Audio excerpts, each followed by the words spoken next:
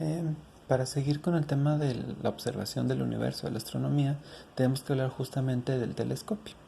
El telescopio es un aparato que básicamente consta de dos lentes, o un lente y un espejo, y nos ayuda a ver objetos que están lejos, un poquito más cerca, dependiendo de la potencia del telescopio, obviamente. No sé si ustedes han usado un telescopio en sus casas o en algún museo interactivo o lo que sea. Realmente, aunque sí se ven cosas, por ejemplo, si observa la luna con un telescopio, se ve muy a detalle los cráteres y los valles y todo lo que tiene la luna. Pero si observan una estrella, básicamente lo único que sucede es que en lugar de verla de este tamaño, la ven como que de este tamaño. Pero sigue siendo un puntito. No cambia, no puedes observar realmente la forma ni nada. Solamente es un puntito más grande. Ahora, si hablamos de eso, entonces ¿para qué sirve el telescopio? Si solo es para ver los cráteres de la luna o para observar objetos un poquito más cercanos como los planetas. Bueno, justamente nos ayuda a medir o a calcular la distancia de los objetos. ¿Cómo? Por medio de un sistema o de una técnica que se llama paralaje. Sí, paralaje. ¿Qué es el paralaje? Bueno, tenemos por ejemplo, vamos a decir la luna, aquí, está en cuarto creciente, y tenemos una estrella que parece que está a su lado. Bueno, cuando nosotros nos ponemos aquí abajo, una personita aquí abajo, con su telescopio, si lo observamos desde este lado, ¿qué vamos a ver? Nada más imagínense, o sea, si trazamos una observación hacia acá, si lo viéramos de este lado, vamos a ver una estrellita por acá y la luna acá. Bueno, está del otro lado del cuarto. Y la luna acá, ¿no? Pero ¿qué pasa si lo observamos desde acá? Hacia acá. Entonces, varíamos algo más así, ¿no? Vemos en diferentes lugares las cosas porque estamos observando desde un punto distinto. Entonces, para lo que nos va a servir el paralaje es para aplicar trigonometría, que creo que ustedes no lo han visto todavía. Pero la trigonometría básicamente es el estudio de las figuras geométricas de los ángulos. Bueno, no, sí, no es las figuras geométricas, específicamente de ángulos. Ángulos y a veces normalmente en ángulos en los triángulos. Entonces, básicamente lo que vamos a hacer es medir la distancia entre estas dos cosas, la distancia entre aquí y acá. Y entonces aplicando esta trigonometría podemos determinar más o menos qué tan alejado está este de este. Son aproximaciones, la verdad, pero muchas veces son aproximaciones muy buenas, sobre todo desde que tenemos aparatos como los micrómetros que miden incluso diferencias pequeñísimas de aquí a aquí, aunque fueran menos de 1 milímetro de diferencia, de aquí a aquí, de acá a acá, el movimiento que tiene, podemos observarlo o podemos medirlo con ese micrómetro. Y entonces aún esas pequeñísimas diferencias nos pueden ayudar a hacer cálculos. Normalmente, entre más pequeña sea la diferencia de la observación de un lado a otro, más lejos se encuentra el objeto lejano con respecto al objeto cercano.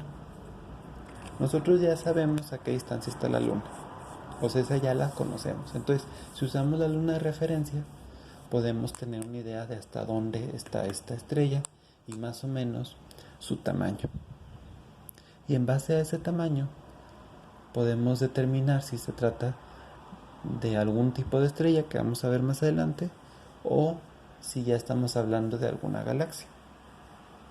Porque si nos sale que más o menos ese objeto, por la distancia tan grande que tiene, debería de medir unos, no sé, 200 años luz, entonces sabemos que no es una estrella, sino es una galaxia. Entonces, continuando. Ahora, este es el aparato que nos sirve, ¿no? Pero también para observar el universo nos sirve mucho conocer la luz y entender cómo funciona la luz, que es lo que hemos estado también viendo nosotros aquí en clase. Desde antes de que nos fuéramos a la casa de manera forzosa, ya habíamos empezado a ver cómo funciona la luz, porque una luz se ve, otra no, el tipo diferente de espectro luminoso que va a tener cada tipo de material. Entonces, justamente la luz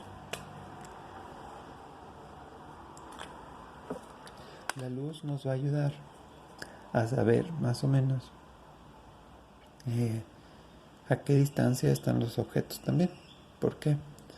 Porque va a depender de la intensidad con la que llegue esa luz.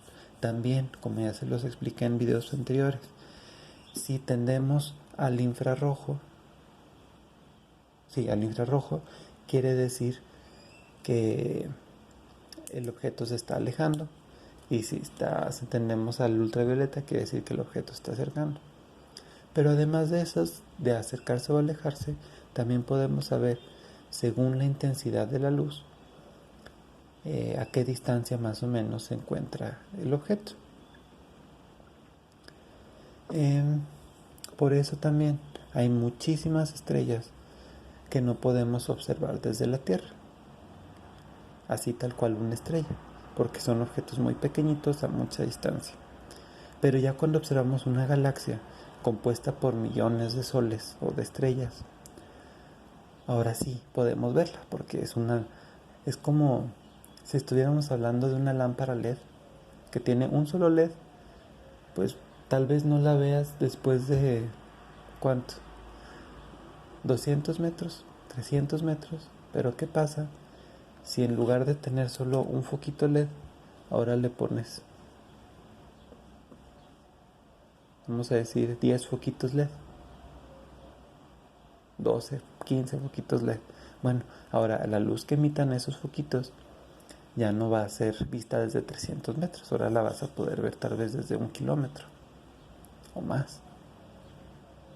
Entonces, lo mismo pasa con las estrellas, o sea, una sola estrellita tal vez no la podríamos ver si está ya muy lejos, pero como casi todas las estrellas se encuentran acumuladas en galaxias, pues podemos ver galaxias. Pero también, si están aún todavía más lejos, no podemos ver una galaxia sola. Pero, ¿qué tal un cúmulo de galaxias que ya vimos también en el video pasado? Bueno, ahora como son muchas galaxias, y ahora estamos hablando, en lugar de, no sé, 10 mil, 10 mil millones de galaxias, no, eso es mucho. Si estamos hablando en lugar de 10 millones de estrellas, ahora estamos hablando de 300 millones de estrellas emitiendo luz. Entonces, por eso, si está mucho más lejos, ahora podemos ver los cúmulos, aunque no podamos ver las galaxias como tal. Dentro de este mismo estudio de la luz, podemos hablar justamente del agujero negro.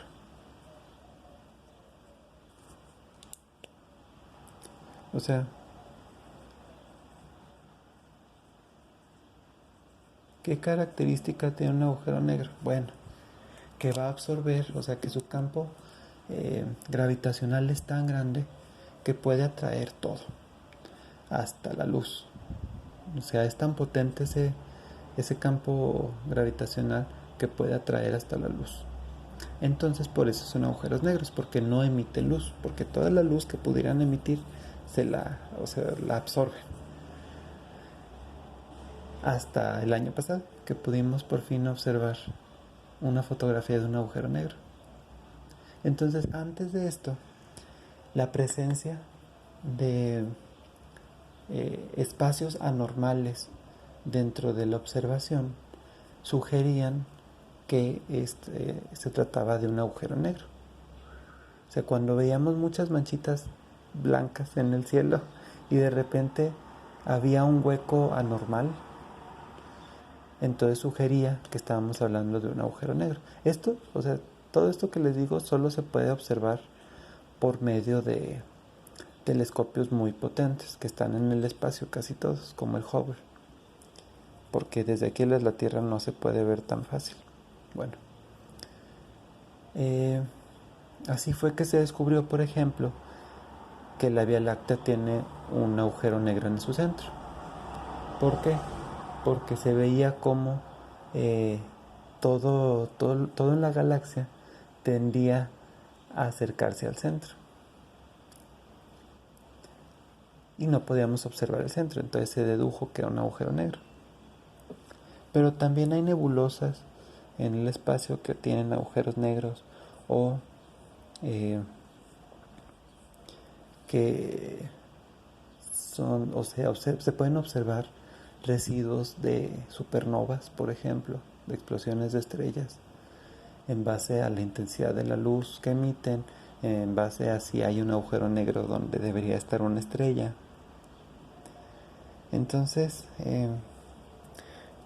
nada más, por ejemplo, para terminar el tema, en general los telescopios nuevos ya no solo trabajan con luz visible como un telescopio normal que puedes comprar en la tienda, sino que trabajan con un espectro mucho más amplio de ondas electromagnéticas, o sea, reciben señales infrarrojas, reciben señales de microondas, reciben señales de luz visible, pero también de ultravioleta y otros tipos de emisiones. O sea, también detectan ondas de radio, por ejemplo, que vienen del espacio. Y todo eso nos ha permitido mejorar el entendimiento que tenemos del espacio y del universo.